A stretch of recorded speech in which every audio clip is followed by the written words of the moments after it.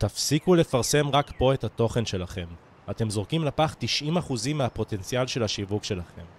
הרבה בעלי עסקים נופלים מאותה מלכודת. הם מתמקדים רק בפלטפורמה אחת.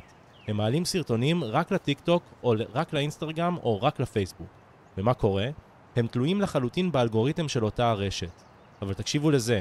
היו לי סרטונים שקיבלו מאות בודדות של צפיות בפלטפורמה אחת, ואותו הסרטון בדיוק קיבל עשרות אלפי צפיות בפלטפורמה אחרת. למה? כי לכל רשת חברתית יש קהל אחר ואלגוריתם אחר.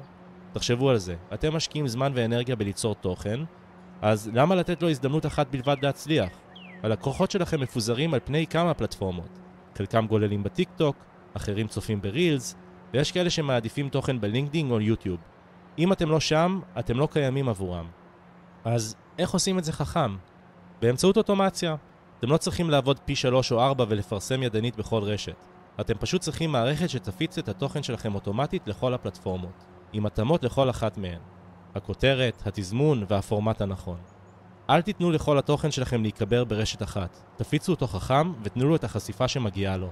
זה חלק אינטגרלי ממערכת התוכן האוטומטית שבניתי, והתוצאות מעולות, והכי חשוב, אני לא משתעבד לכל הרשתות האלו.